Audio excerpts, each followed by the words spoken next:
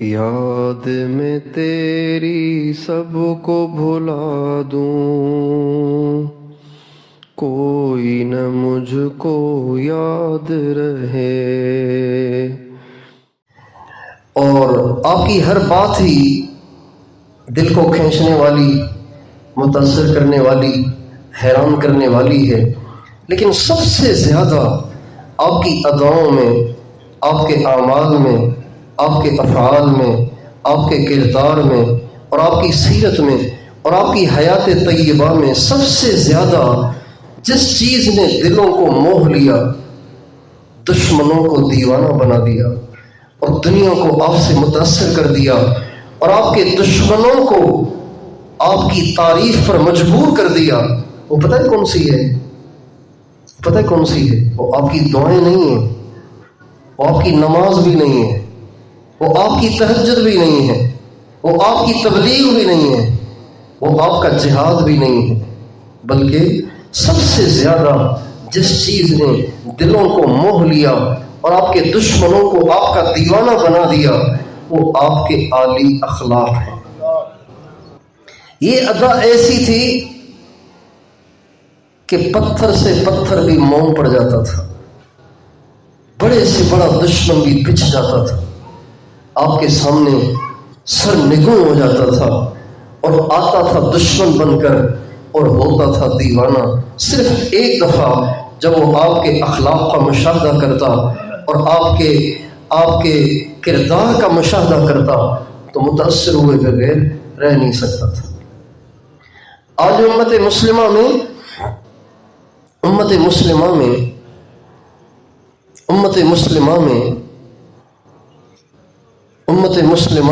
بہت سی کمیاں آ گئی ہیں، عہد نبوت سے دوری کی وجہ سے بہت سی کمیاں آ گئی ہیں، بہت سی خامیاں پیدا ہو گئی ہیں، لیکن سب سے بڑی خامی جس نے اسلام کے دائرے کو محدود کر دیا، اسلام کے دائرے کو محدود کر دیا، اوروں کے اندر آنے کا راستہ بند کر دیا، اپنوں کو بیگانہ کر دیا، اپنوں کو پرایا کر دیا، وہ مسلمانوں کا اخلاقی انحطاط ہے۔ اخلاق میں اتنی گراوٹ آ گئی کہ اور تو ہمارے قریب کیا آتے، ہمارے اپنے ہی ہم سے بیگانے ہو رہے۔ دیندار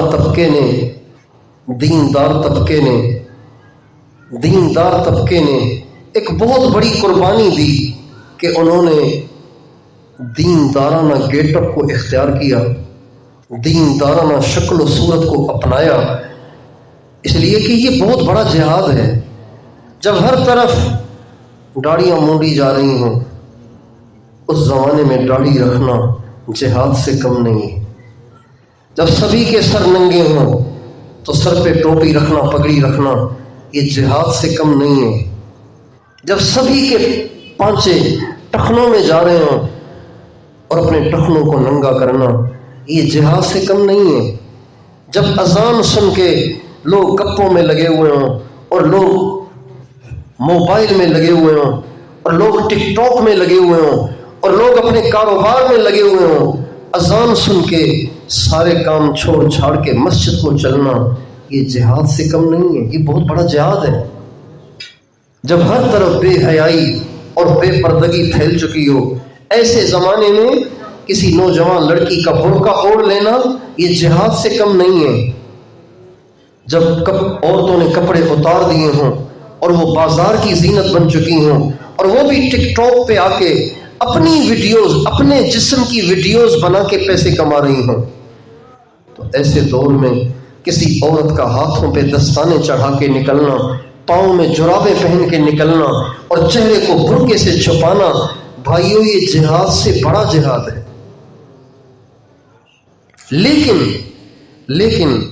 لیکن دیندار طبقے نے یہ والا مجاہدہ تو کر لیا اور دین کی ان مٹی ہوئی سنتوں کو زندہ کر دیا اور دینی شکل و صورت کو زندہ کر دیا، لیکن اخلاق کے انحطاط کی وجہ سے، اخلاق کے تنزل کی وجہ سے اوروں کے لیے دین کی طرف آنے کا راستہ بند ہو گیا۔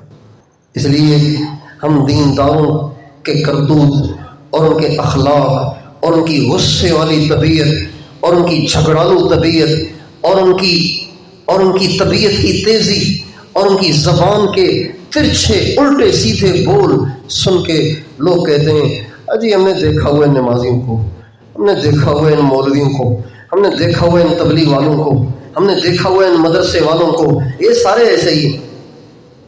اس لیے اس وقت ضرورت ہے کہ امت مسلمہ اپنے اخلاق پہ توجہ دے، یہ دیکھے کہ میرے نبی کے اخلاق کیسے تھے، میرے نبی کا رویہ کیسا تھا، میرے نبی کا سلوک کیسا تھا، میرے نبی کا لوگوں کے ساتھ لین دین کیسا تھا، میرے نبی کا لوگوں کے ساتھ رویہ اور سلوک کیسا تھا۔ بڑے تو بڑے، آپ کا چھوٹوں کے ساتھ بھی سلوک ایسا تھا کہ ہم تو اس کا تصور بھی نہیں کر سکتے۔ حضرت انس بن مالک رضی اللہ تعالیٰ عنہ یہ ہمارے نبی کے خادم ہیں، اور عمر کتنی ہے ان کی؟ 8 سال۔ کتنی؟ 8 سال کا بچہ، اور اس وقت ہمارے نبی کی عمر ہے 53 سال۔ جب ان کی تھی 8، ہمارے نبی کی تھی 53۔ جب ہمارے نبی کی ہوئی 63 تو ان کی ہوئی 18۔ اس عمر میں حضرت انس فرماتے ہیں میں نے 10 سال دن رات اللہ کے نبی کی خدمت میں گزارے ہیں، 10 سال۔ اور ان 10 سالوں میں میرے نبی نے کبھی بھی ایک دفعہ بھی مجھے زندگی میں یوں نہیں کہا انس یہ کام تم نے کیوں کیا، یوں نہیں کہا۔ اور ان 10 سالوں میں میرے نبی نے مجھے کبھی یوں نہیں کہا یہ کام تم نے کیوں نہیں کیا، کیوں کیا اور کیوں نہیں کیا۔ لم اور لولا، یہ ڈانٹ کے الفاظ حضور نے مجھے کبھی نہیں کہے۔ ایسا آپ کا مزاج نرم، ایسے آپ کے اخلاق عالی شان کہ آپ اپنے خادم کو بھی نہیں ڈانٹ رہے۔ اور یہ آپ کا ریکارڈ ہے کہ آپ نے پوری زندگی کبھی کسی کو ہاتھ سے نہیں مارا، نہ کسی انسان کو مارا، نہ کسی جانور کو مارا، کسی جانور کو بھی نہیں مارا، گھوڑے گدھے اور اونٹنی کو بھی نہیں مارا ساری زندگی۔ ایسے کام آپ کے ساتھ ہو جاتے تھے، ایسی حرکتیں کرنے والے آپ کے ساتھ حرکتیں کرتے تھے، لیکن ہمارے نبی اتنے صبر کا مظاہرہ کرتے کہ اگلا حیران ہو جاتا کہ اتنا صبر بھی ہو سکتا ہے کیا۔ ایک یہودی عالم ہمارے نبی کے پاس آیا، کہنے لگا آپ کو اگر پیسوں ویسوں کی ضرورت ہو تو میں دے سکتا ہوں آپ کو اگر کسی چیز کی ضرورت ہو تو میں دے سکتا ہوں آپ کو۔ اور اللہ کی شان ان دنوں میں ہمارے نبی کو ضرورت تھی۔ اچھا ہمارے نبی کو ضرورت کیوں پڑتی تھی؟ گھر کے لیے نہیں، آپ کے پاس جو دین سیکھنے کے لیے مہمان آتے تھے، آپ کی عادت شریفہ یہ تھی کہ آپ ان آنے والوں کو کھلاتے بھی تھے، پلاتے بھی تھے، آرام کے لیے بستر بھی دیتے تھے۔ جب وہ جاتے تھے تو ان کو بھاری بھرکم رقم ہر ایک کو دیا کرتے تھے۔ یہ آپ کی عادت شریفہ تھی۔ اور جب آپ دنیا سے جا رہے تھے تو آپ نے جو وصیتیں فرمائی ہیں آخری وقت میں، ان میں سے ایک وصیت یہ بھی تھی، آپ فرما رہے تھے جیسے میری موجودگی میں دین سیکھنے کے لیے آنے والے وفود کا اکرام کیا جاتا رہا اور ان کو جاتے وقت ہدیے تحفے تحائف دیے جاتے رہے، میرے دنیا سے جانے کے بعد بھی یہ سلسلہ بند نہیں ہونا چاہیے، جاری رہنا چاہیے۔ اس کے لیے آپ کو ضرورت پڑتی تھی قرضہ لینے کی، چنانچہ اس نے آپ کو قرضہ دے دیا، ٹائم مقرر ہو گیا کہ فلاں تاریخ کو واپس کرنے، آپ نے فرمایا بالکل ٹھیک ہے۔ ابھی تاریخ نہیں ہوئی، اس سے چند دن پہلے ہی وہ آ گیا، کہنے لگا او عبد المطلب کے بیٹے، تمہارے سارے آباء و اجداد ٹال مٹول کرنے والے تھے اور تم بھی لگتا ہے ویسے ہی ہو، میرے پیسے جلدی واپس کر، اس لیے کہ مجھے ضرورت ہے۔ اس بدتمیزی کے لہجے میں آ کے اس نے یہ باتیں کی۔ حضرت عمر نے جب اس کا یہ لہجہ دیکھا تو فرمایا بکواس بند کر ورنہ گردن اڑا دوں گا تیری، تجھے پتہ نہیں تو کس سے بات کر رہا ہے۔ جب حضرت عمر نے یوں کہا نا تو آپ نے حضرت اس کو نہیں کہا، یار کچھ بات کرنے کا سلیقہ سیکھو، کیسے بات کر رہے ہو تم، ابھی تو ٹائم بھی نہیں ہوا. آپ نے اس کو نہیں کہا، آپ نے حضرت عمر سے کہا عمر یہ نہ کرو، یہ نہ کرو، تمہیں تو چاہیے تھا کہ تم مجھے سمجھاتے کہ حضور اس کا حق ہے جلدی ادا کریں، اور تم اس کو کہتے کہ یار آپ بھی ذرا طریقے سے مانگو. آپ نے اس کو ڈانٹنا شروع کر دیا. ہمارے نبی نے اس سے کچھ نہیں کہا، حضرت عمر سے کہا. چنانچہ اللہ کی شان، ہمارے نبی کے پاس اس وقت مال تھا. آپ نے فرمایا جاؤ جا کے ان کو کھجوریں دو اور ان کو جو ان کا حق ہے وہ ادا کرو، اور مزید جو تم نے اس کو ڈانٹا ہے اس کے عوض میں اور بھی دو، اس کے عوض میں اور بھی دو. چنانچہ جب اس یہودی عالم کو لے کر حضرت عمر گئے تو جا کے اس کا حق ادا کر دیا، حق ادا کر دیا. اس کے بعد پھر کچھ اور دینا چاہا، کچھ اور دیا، تو کہا یہ کہے کا میرا حق تو ادا ہو گیا. کہ یہ جو میں نے آپ کو 2 جملے بول دیے تھے نا ڈانٹ کے، غصے کے، اللہ کے نبی نے فرمایا اس غصے میں نکلے ہوئے 2 جملوں کے عوض میں اتنی ساری کھجوریں اس کو اور دے دو. کہنے لگا عمر تم جانتے ہو میں کون ہوں؟ کہا نہیں. کہا میں زید بن سانہ ہوں، یہودیوں کا بڑا عالم. کہا ارے آپ وہ ہیں؟ کہا آپ اتنے بڑے عالم ہیں، آپ کو یہ خیال نہیں آیا کہ آپ ایک نبی سے بات کر رہے ہیں؟ کا بات یہ ہے کہ ہماری کتابوں میں اس نبی کی جو نشانیاں لکھی ہوئی ہیں نا وہ 3 نشانیاں ہیں. 2 نشانیاں تو میں نے دیکھ لی تھیں، لیکن ایک نشانی یہ تھی کہ جتنا اس کو غصہ دلاؤ گے اتنا وہ صبر کا مظاہرہ کرے گا، جتنا آپ کی طرف سے بدتمیزی بڑھے گی اتنا اس کی طرف سے اخلاق بڑھیں گے. اس کا مجھے تجربہ کرنا تھا، اس لیے سارا میں نے ڈھونگ رچایا اور میں آج کلمہ پڑھتا ہوں اور اسلام قبول کرتا ہوں. ہمارے نبی کے بارے میں تورات میں لکھا ہوا ہے لیس بفظ، آپ زبان کے سخت نہیں تھے، آپ زبان کے سخت نہیں ہوں گے، ولا غلیظ القلب، اور دل کے بھی سخت نہیں ہوں گے، ولا سخاب فی الاسواق ولا فاحش ولا متفحش ولا سخاب فی الاسواق. نہ آپ گالیاں دیں گے، نہ آپ بری بری باتیں کریں گے، نہ آپ چیخیں گے چلائیں گے، ولیکن یعفو ویغفر، آپ کی گھٹی میں ہوگا کہ ہمیشہ آپ درگزر کریں گے اور معاف کریں گے. یہ ہمارے نبی کے اخلاق ہیں. اب ہم یہ تو سمجھتے ہیں کہ مسواک کرنا سنت ہے، مگر یہ نہیں سمجھتے کہ غصہ آئے تو پینا بھی سنت ہے، اور یہ اس سے بڑی سنت ہے. کوئی زیادتی کرے تو معاف کرنا بھی سنت، جو توڑے اس سے جوڑنا سنت، جو نہ دے اس کو دینا سنت. یہ ہمارے نبی کی وہ سنتیں ہیں جو دنیا داروں کے گھر سے تو کب کی مٹی، دینداروں کے گھروں سے بھی مٹی ہوئی ہیں. دیندار بھی گھر میں جاتے ہیں، بیوی نے اگر نمک کم ڈالا ہو تو چڑھائی، زیادہ ڈالا ہو چڑھائی، کپڑے استری نہیں کیے چڑھائی، کپڑے نہیں دھوئے چڑھائی، جھاڑو نہیں پھیرا چڑھائی، کوئی بھی بات طبیعت کے خلاف چڑھائی چڑھائی چڑھائی. ہر وقت گھر جنگ کا میدان بنا رہتا ہے اور لوگ بیوی کی دل آزاریاں کرتے پھرتے ہیں، ان کی بے عزتیاں کرتے پھرتے ہیں، اور کسی کو یہ خیال نہیں آتا کہ میرے نبی تو برداشت کرنے والے تھے. غصے کو پینا یہ بہت بڑی نیکی ہے، غصے کو پینا بہت بڑی نیکی ہے. جیسے تہجد پڑھنا نیکی ہے نا، تہجد میں سردی کی راتوں میں اپنے لحاف کو چھوڑ کر ٹھنڈے پانی سے وضو کر کے مصلی پہ کھڑا ہونا، یہ کتنی بڑی نیکی ہے. اگر کوئی یہ کرتا ہو سارے کہیں گے بہت بڑا بزرگ ہے، میں نے دیکھا ہے نا آدھی رات کو کھڑا ہوتا ہے.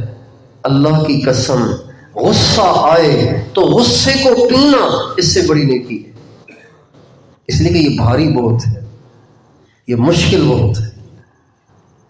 قرآن مجید میں اللہ تعالیٰ فرماتے ہیں سارعوا الی مغفرۃ من ربکم وجنۃ ارضها السماوات والارض اعدت للمتقین.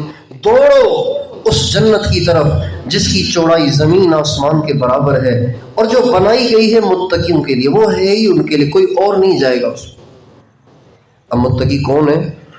کوئی اس کی علامات، کوئی اس کی صفات، کوئی اس کی نشانیاں کچھ تو ہوں گی. اللہ تعالیٰ فرماتے ہیں متقی کون ہے؟ الذین ينفقون فی السراء والضراء والکاظمین الغیظ والعافین عن الناس واللہ یحب المحسنین. 4 چیزیں بتائی ہیں، متقیوں کی 4 صفات بتائی ہیں، اور چاروں کی چاروں اخلاق کے ساتھ تعلق رکھتی ہیں۔ ایک وہ جو مال سے محبت نہیں کرتے، اللہ کے نام پہ تھوڑا ہو پھر بھی خرچ کرتے ہیں، زیادہ ہو پھر بھی خرچ کرتے ہیں، غریب ہو تب بھی ان کا ہاتھ نہیں رکتا، مالدار ہو تب بھی ان کا ہاتھ نہیں رکتا۔ ایک صفت ان کی یہ ہے۔ دوسری صفت یہ ہے والکاظمین الغیظ، غصے کو پینے والے ہیں، یہ ان کی صفت ہے۔ ایسے لوگوں کے لیے بنی ہے جنت۔ جنت جو بنائی گئی ہے وہ ان لوگوں کے لیے بنائی گئی ہے کہ جو اللہ کے نام پہ خرچ کرتے ہوئے کبھی ہچکچاتے نہیں ہیں، اور دوسرا یہ کہ غصے کو کبھی نکالتے نہیں۔ اب علماء سمجھیں گے کہ اللہ تعالیٰ نے اس آیت میں پہلے لہجہ اور تھا، پھر ایک دم لہجہ تبدیل کر لیا۔ دیکھیں اللہ تعالیٰ فرماتے ہیں متقی کون ہیں؟ الذین ينفقون فی السراء والضراء۔ اب اس لہجے کا تقاضا یہ ہے کہ آگے یوں کہا جاتا الذین ينفقون فی السراء والضراء ویکظمون الغیظ ویعفون عن الناس، یہ کہنا چاہیے تھا۔ لہجہ تو یہ بنتا ہے خرچ کرتے ہیں، غصے کو پیتے ہیں۔ اللہ نے یہ نہیں کہا، بلکہ اللہ نے فرمایا خرچ کرتے ہیں۔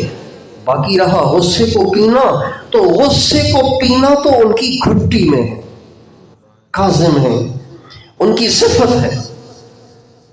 جیسے ایک عالم ہوتا ہے نا، ایک عالم ہوتا ہے، عالم ایک کسی چیز کو جاننا، میں نے یہ بات جان لی، یہ میرے علم میں آ گئی۔ ایک عالم وہ ہوتا ہے کہ علم کی صفت ہر وقت اس کے ساتھ ہوتی ہے۔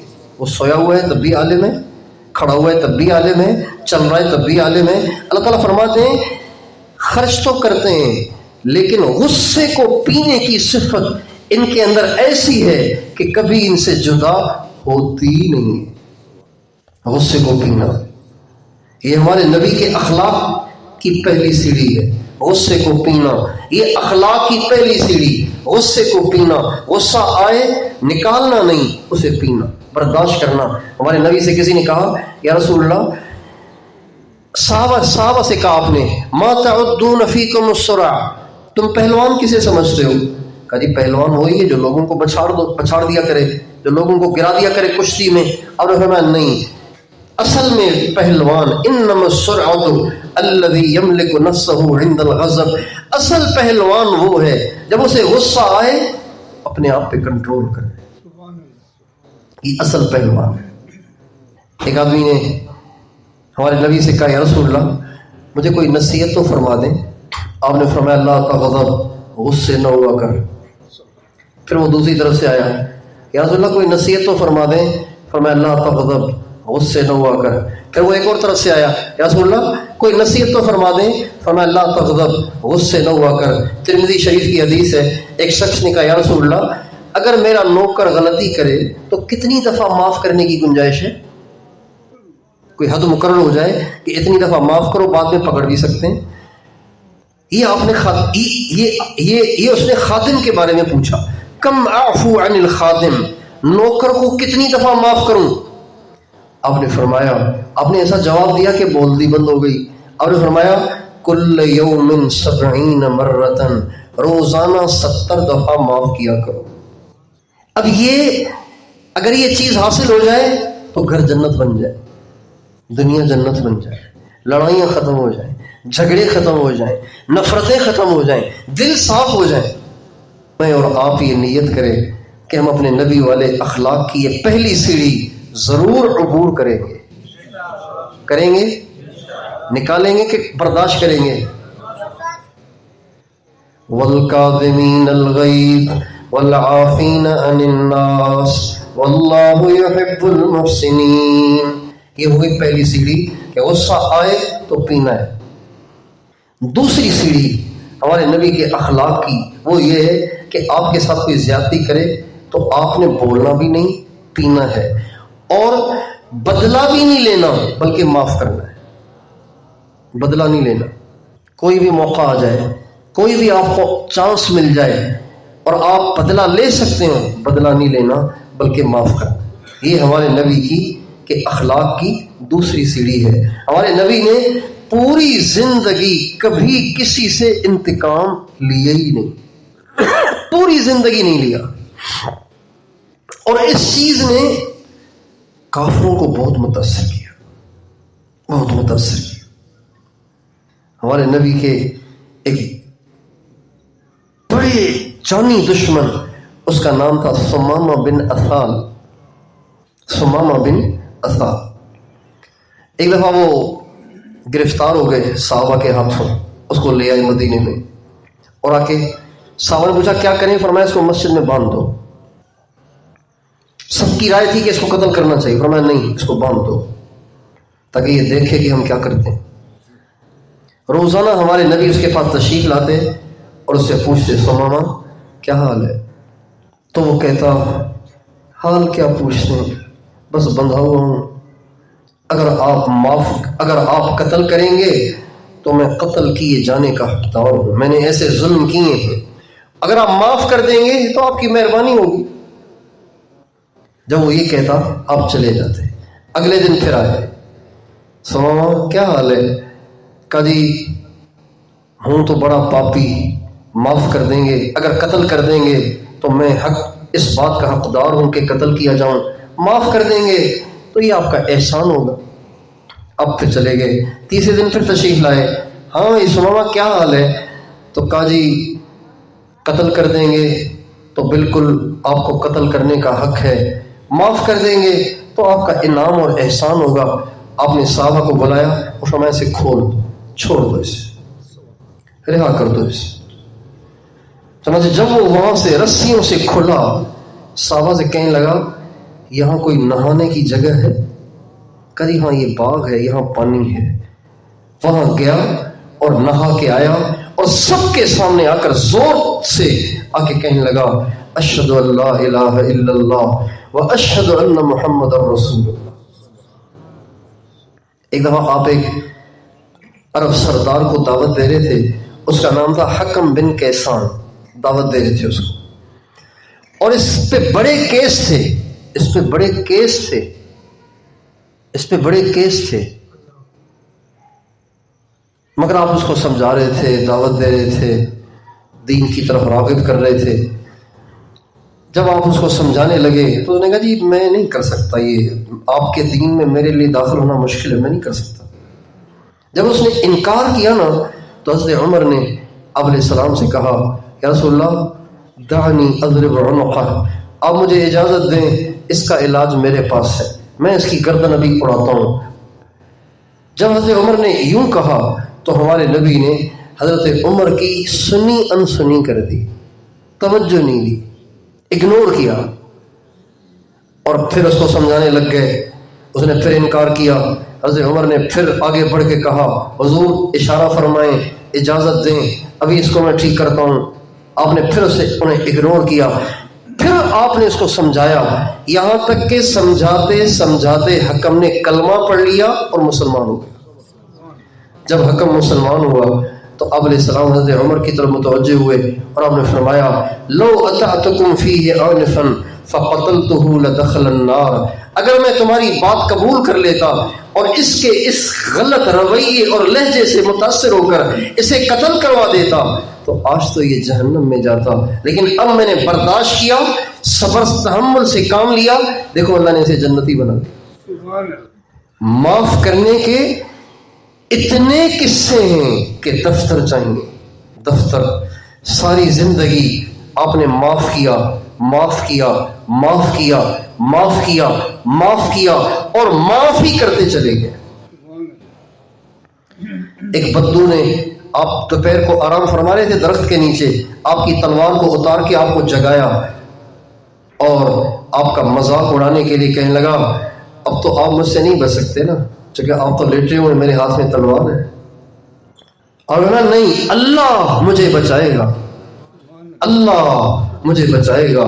جب آپ نے یوں کہا نا اللہ مجھے بچائے گا تو اس پہ کپ کپی طاری ہو گئی، تلوار ہاتھ سے نیچے گر گئی۔ ہمارے نبی ایک دم اٹھے، تلوار کو لیا، پھر اس پہ سوتا اور فرمایا تو نہیں بچ سکتا۔ کہنے لگا جی بس معاف کر دو، آپ تو بڑے اچھے آدمی ہیں۔ آپ نے اسے معاف کر دیا اور صحابہ کو بلا کے فرمایا یہ مجھے قتل کرنے آیا تھا لیکن یہ مجھے قتل نہیں کر سکا، لیکن مجھے اس پر قدرت حاصل ہو گئی تھی، لیکن تم گواہ رہنا میں اسے معاف کرتا ہوں۔ فتح مکہ کے موقع پہ آدھی رات کو آپ بیت اللہ کا طواف کرتے تھے، یہ آپ کی عادت شریفہ تھی کہ آپ اکیلے تنہا اندھیری رات میں جا کے بیت اللہ کا طواف کرتے تھے۔ ایک کافر فضالہ بن عمیر کو پتہ چل گیا، کہنے لگا کہ مکہ تو فتح ہو گیا، وہ سارے سردار تو زیر ہو گئے، لیکن موقع تو ڈھونڈنا چاہیے نا ان کو قتل کرنے کا۔ تو یہ جو آدھی رات کو نکلتے ہیں، اکیلے نکلتے ہیں، یہ بڑا اچھا موقع ہے۔ چنانچہ اس نے تلوار لی اور چپکے رات کے اندھیرے میں، جب ہمارے نبی طواف کے لیے پہنچے ہوئے تھے، آپ طواف کر رہے تھے، تو چپکے آہستہ یہ بھی پیچھے چلنے لگا۔ اب اندھیرا گھپ ہے، کچھ نظر نہیں آ رہا، اور ہمارے نبی طواف کر رہے ہیں اور یہ پیچھے چل رہا ہے، آہستہ قریب ہو رہا ہے۔ جب یہ قریب پہنچا تو آپ نے فرمایا فضالہ تو پریشان ہو گیا، اس کو کیسے پتا چل گیا کہ میں پیچھے آ رہا ہوں، اور یہ کیسے پتا چلا کہ میں آ رہا ہوں؟ اور فرمایا فضالہ کا جی کا کیا ارادہ ہے؟ کہا جی میں ذکر کر رہا ہوں ابھی۔ اس نے کہا جی میں ذکر کر رہا ہوں۔ تو آپ علیہ السلام مسکرا دیے اور اس کو قریب بلایا، اس کے سینے پہ ہاتھ رکھا۔ فضالہ کہتے ہیں سرکار کا ہاتھ سینے پہ پڑتے ہی دنیا میں سب سے زیادہ محبوب مجھے آپ ہو گئے، ساری نفرتیں ختم ہو گئیں۔ پھر آپ نے فرمایا فضالہ کیا تجھے یہ خیال نہیں آیا کہ میرا محافظ اللہ ہے، تو مجھے کیسے قتل کر سکتا تھا؟ جا تجھے معاف کرتا ہوں، اور کلمہ پڑھ کے مسلمان۔ معاف کرنے کے اتنے واقعات ہیں کہ دفتر بن جائیں، لیکن ہائے ان کی امت نے ان کے معاف کرنے والی سنت کو چھوڑ کے انتقام کی آگ کو اپنے سینے میں بھڑکا رکھا ہے۔ بھائیوں سے بھی انتقام لینے کی آگ، بیوی سے بھی انتقام لینے کا جذبہ رکھتے ہیں لوگ، پرائے تو پرائے اپنوں سے بھی انتقام کی آگ میں بھڑک رہے ہیں۔ اس لیے میں اور آپ یہ نیت کریں آج کے بعد کبھی کسی سے انتقام نہیں لیں گے انتقام نہیں لیں گے۔ ہمارے نبی کا ارشاد ہے من یعف یعف اللہ عنہ، جو اوروں کو معاف کرے گا اللہ اس سے معاف کرے گا۔ تو سودا کتنا سستا ہے، اگر ہم اوروں کو معاف کرتے ہیں چھوٹی چھوٹی غلطیاں، تو اللہ ہمارے زندگی تو پتہ نہیں کتنے بڑے بڑے گناہ ہیں، اللہ وہ ہمیں معاف کر دے، تو یہ سودا سستا ہے مہنگا ہے۔ اور ہمارے نبی کے اخلاق کی تیسری سیڑھی جو سب سے اوپر ہے وہ یہ ہے کہ جو توڑے اس سے جوڑو، جو برائی کرے اس سے اچھائی کرو۔ یہ ہمارے نبی کے اخلاق کی سب سے اونچی سیڑھی ہے کہ ہمارے نبی جو آپ سے توڑتا آپ اس سے جوڑ دے، جو آپ کے ساتھ برائی کرتا آپ اس کے ساتھ اچھائی کر دے۔ ایک بدو آپ کے پاس آیا، آپ کے پاس غلے کا ڈھیر لگا ہوا تھا غنیمت کا، تو وہ آیا اور آ کے اس نے عجیب لہجے میں بات کی، توبہ، اس نے کہا او محمد یہ مال تیرے باپ کا نہیں ہے، کچھ اس میں سے مجھے بھی دو۔ پتہ نہیں کوئی لہجہ ہے بات کرنے کا، یہ کوئی لینے والے کا لہجہ ہے۔ یہ بھی کیا، اس کے ساتھ کیا کیا، ہمارے نبی نے ایک چادر اوڑھی ہوئی تھی، اس چادر کے کنارے پہ کڑھائی تھی، جیسے یہ کڑھائی ہے نا ایسے کڑھائی بھی ہوئی تھی، تو کڑھائی والا جو کنارہ ہوتا ہے وہ تھوڑا سا تیز ہوتا ہے، اس کی دھار ہوتی ہے۔ ہمارے نبی نے وہ چادر اوڑھی ہوئی تھی، اس کے کنارے پہ کڑھائی تھی، اس نے چادر کو پکڑا اور زور سے کھینچا، اتنے زور سے کھینچا کہ آپ کی گردن مبارک چھل گئی، کھال اتر گئی، خون نظر آیا۔ حرکت یہ لہجہ ہو، حدیث میں آتا ہے جب نبی کریم صلی اللہ علیہ وسلم نے اس نے اس لہجے میں اس انداز میں بات کی اور یہ حرکت کی، تو آپ علیہ السلام نے اس کی طرف دیکھ کے آپ مسکرائے اور فرمایا یہ جو زخم کیا ہے اس کا بدلہ تو دو پہلے، مگر یہ مسکرا کے کہا۔ پھر دوبارہ مسکرائے اور فرمایا اس کے اونٹ کو غلے سے بھر دو۔ اور ہاں جب اس نے کہا نا یہ مال تیرے باپ کا نہیں ہے، تو آپ فرمانے لگے ہاں بے شک یہ مال میرے باپ کا نہیں، یہ مال تو اللہ کا ہے۔ پھر فرمایا اس کے اونٹ کو غلے سے بھر دو، چنانچہ اس کے اونٹ کو کھجور سے بھر دیا گیا۔ یہ ہمارے نبی کے اخلاق تھے. برائی کرنے والے کے ساتھ اچھائی کرنا، توڑنے والے کے ساتھ جوڑنا. ابھی تو یہ ہوتا ہے کہ بھئی اس نے مجھے اپنے بچے کی شادی میں نہیں بلایا، بس ہمیشہ کے لیے اس سے کاٹا، ہمیشہ کے لیے اسے قطع تعلق. یہ ہمارے نبی کے اخلاق نہیں ہیں. ان اخلاق کے تنزل نے ہمیں اللہ سے دور کر دیا ہے اور اسلام کو محدود کر دیا ہے اور اسلام سے دنیا کو بدظن کر دیا ہے. اس لیے میں اور آپ یہ نیت کریں، اپنے نبی والے اخلاق کو اپنائیں گے اور اپنے غصے پہ قابو کریں گے، اور جو زیادتی کرے اسے معاف کریں گے، جو توڑے گا اسے جوڑیں گے. تیار ہیں انشاءاللہ؟ اللہ تعالیٰ سے دعا ہے کہ اللہ تعالیٰ ہم سب کو اپنے نبی والے عالی اخلاق میں سے ذرہ عطا فرمائے.